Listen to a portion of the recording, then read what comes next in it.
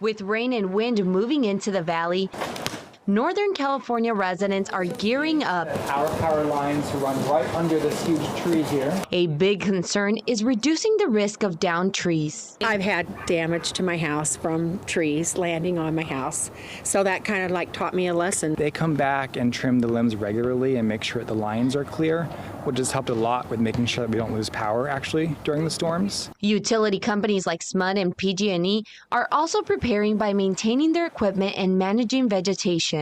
That means pruning and removing trees along our power lines. Paul Moreno says PG&E crews will be ready to respond to any outages in its service area. We're making sure we have adequate staffing available.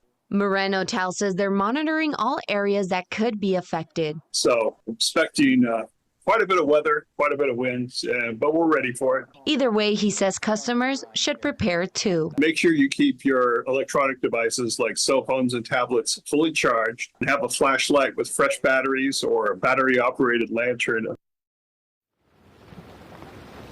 And they say a safety tip that's important in case of a potential power outage is to use a flashlight instead of a candle due to the fire risk. And really, we can see those power lines really close to those branches here on 18th Street and Age. And so they say if there is an outage in your neighborhood, it's really important to report it to these companies immediately. Live in Sacramento, Carolina Estrada, KCRA 3 News. Back to you guys. All right.